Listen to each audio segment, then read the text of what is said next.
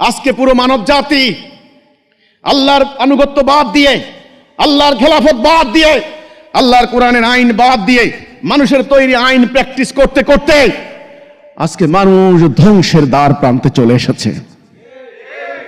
তাদের ঘরে শান্তি নাই, সমাজে শান্তি নাই, কোর্ট কাছারি আদালতে শান্তি নাই, তাদের রাজনীতিতে শান্তি নাই, তাদের শিক্ষা প্রতিষ্ঠানে শান্তি নাই, তাদের কোথাও শান্তি নাই, তাদের মনের ভিতরে শান্তি নাই। ট্যাক্সের চাপে তারা দুর্নীতি করছে, জীবন ধারণের চাপে তারা পাগল হয়ে যাচ্ছে। বাবা বিশ্বাস করছে না সন্তানকে, কারো মান সম্মান ইজ্জত নাই, সবাই দুর্নীতির মহা উৎসবে তারা মেতে উঠেছে। বের হতে পারছে না কেউ, ভয় আতঙ্কে। সন্ধ্যার পর কোনো মেয়ে বের হতে সাহস পায় না, একটা গাড়ির মধ্যে একটা নারী চলতে সাহস পায় না, একটা বাসে একা যদি কোনো একটা নারী হয় তার ইজ্জত হারিয়ে যাচ্ছে। এই রাস্তা ইবলিস মানব জাতিকে সেই দিকে নিয়ে যাচ্ছে।